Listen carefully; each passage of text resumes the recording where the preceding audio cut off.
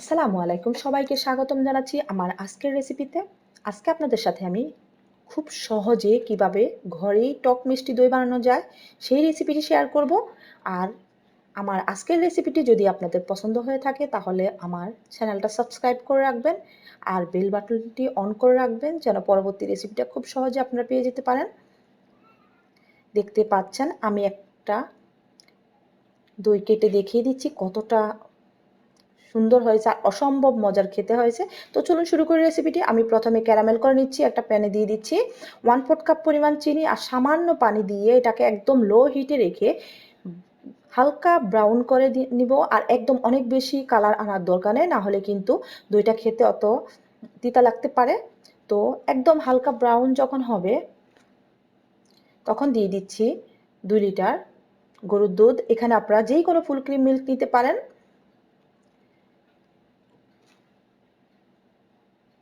আর দুধটা দেওয়ার সাথে সাথে দেখতে পাচ্ছেন ক্যারামেলটা জমে গেছে।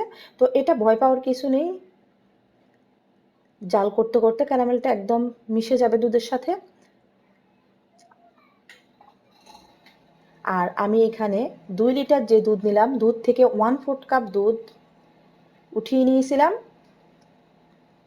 তার মধ্যে দিয়ে দিচ্ছি 1/4 কাপ পরিমাণ গুঁড়া দুধ দিয়ে খুব ভালো করে মিশিয়ে তারপর এটাকে আমি লিকুইড দুধের মধ্যে দিয়ে দিচ্ছি আবার।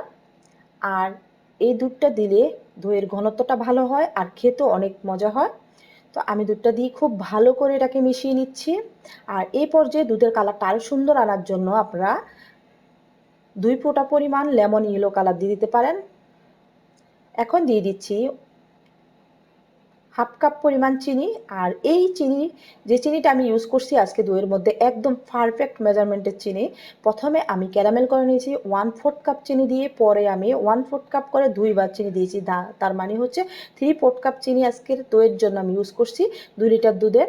তো আমি দুধটাকে জাল করে একদম লো হিটে জাল করে তারপর এটাকে আমি 2000 গ্রাম থেকে 1500 গ্রাম পর্যন্ত করে নিচ্ছি। এর বেশি কমানো যাবে না। দেখতে পাচ্ছেন দুধটা ঘন হয়ে আসছে, আস্তে আস্তে ঘন হয়ে আসবে। ঘন বলতে হচ্ছে 2000 গ্রামকে আমি 1500 গ্রাম করে নিচ্ছি। তার মানে হচ্ছে 2 কেজিকে আমি 2 লিটার দুধকে আমি 1.5 লিটার করে নিচ্ছি। একদম আর বেশি কমানো যাবে না, আর বেশি কমালে কিন্তু দইটা বসতে চাইবে না। দেখতে পাচ্ছেন। এখন এটাকে আমি তুলে সাইডে রেখে দিব একটু কুসুম গরম হওয়ার জন্য। আর এতটা সর জমছে পাশ থেকে, দেখতে পাচ্ছেন সরে সরে ভরা আমাদের আজকের এই দইটা খুব মজার হবে, অনেক বেশি সর জমে থাকে। আর এখানে আমি নিয়ে নিচ্ছি 1/2 কাপ পরিমাণ টক দইকে 2 ঘন্টা ঝুলিয়ে রেখে তারপর তা ক্রিম করে নিয়েছি। দেখতে পাচ্ছেন একদম হ্যাঙ্গিং ইয়োগার্টটা হবে। 1/2 কাপ পরিমাণ টক দই ওটা দিয়ে আমি করতেছি। আর ওটাকে কিন্তু পানি জড়িয়ে একদম ক্রিমি করে নিতে হবে, না হলে কিন্তু দইয়ের মধ্যে পানি ছেড়ে দিতে পারে। তাই এই টক দইটাকে খুব ভালো করে আপনারা ক্রিমি করে নেবেন। আর এখানে যদি মিষ্টি দই ইউজ করেন বীজ হিসাবে, তাহলে কিন্তু অবশ্যই মিষ্টি দইটাও পানি জড়িয়ে নেবেন। আর মিষ্টি দইয়ের ক্ষেত্রে কিন্তু চিনির পরিমাণটা একটু কম হবে, সেক্ষেত্রে আপনারা বুঝে দিবেন। আর এখানে টক দইটাকে খুব ভালো করে আমি ফেটিয়ে নিয়েছি ক্রিমি করে। আর অন্য পাশে যে দুধটা রেখেছিলাম, দুধটা কিন্তু কুসুম গরম হয়ে গেছে। আর অনেক বেশি গরম দেওয়া যাবে না, জাস্ট আঙ্গুল ছোঁয়া যায় এরকম গরম হলে আমি টক দইয়ের সাথে খুব ভালো করে মিশিয়ে নিচ্ছি। আর অনেকে এরকম দইয়ের মধ্যে ফেনা পছন্দ করে, তাই একদম ভালো করে হুইক্স করার পর দেখেন ফেনাটা হয়ে গেছে। আর এখানে আমি খুব ভালো করে মিশিয়ে সাইডে রেখে দিলাম। আর এখানে দেখতেই পাচ্ছেন আমি নিয়ে নিচ্ছি কিছু মাটির পাত্র, হাঁড়ি। আর এখানে আপনারা যেই কোনো পাত্রে এই দইটা বসাতে পারবেন, কোনো টেনশন নেই। যেই কোনো পাত্রে দইটা বসবে, সিরামিকের পাত্র হতে পারে, মাটির পাত্র হতে পারে, প্লাস্টিক হতে পারে।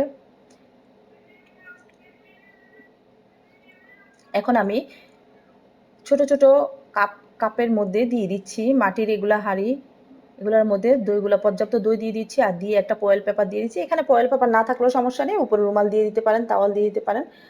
তো আমি আরেকটা বড় সাইজের মাটির হাঁড়িতে দিয়ে দিছি। দিয়ে আমি সবগুলা একসাথে করে তার উপরে 2টা তাওয়াল দিয়ে একদম ঢেকে দিব। আর একটু গরম জায়গায় রাখতে হবে।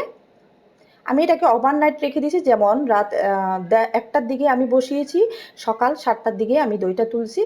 আর এটাকে যদি আপনারা যে কোনো গরম জায়গায় রেখে দিলেই এনাফ।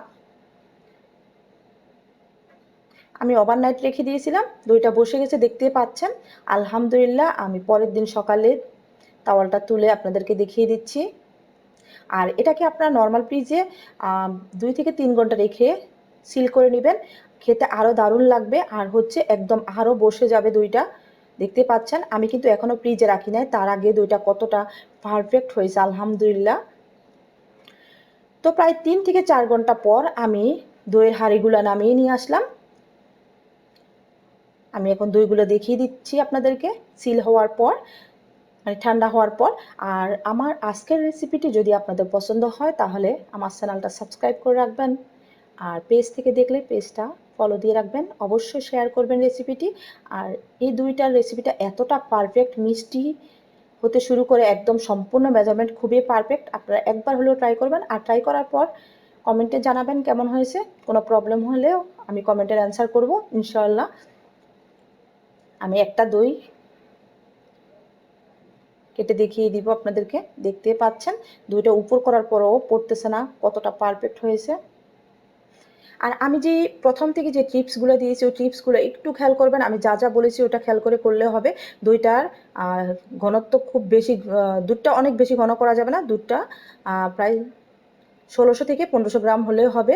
আর টক দই যখন চুলাতে দিবেন তখন ওটার মধ্যে পানি থাকা চলবে না, পানিটা একদম পারফেক্ট রাখতে হবে। আর দই বসে দিয়ে দইয়ের হাঁড়িটা নাড়ানো যাবে না, এইসব জিনিস একটু খেয়াল করলে পারফেক্ট দই হবে ইনশাল্লাহ। তো অন্য কোনো রেসিপিতে আবার দেখা হবে। সবাই অনেক বেশি ভালো থাকবেন। আসসালামু আলাইকুম, আল্লাহ হাফেজ।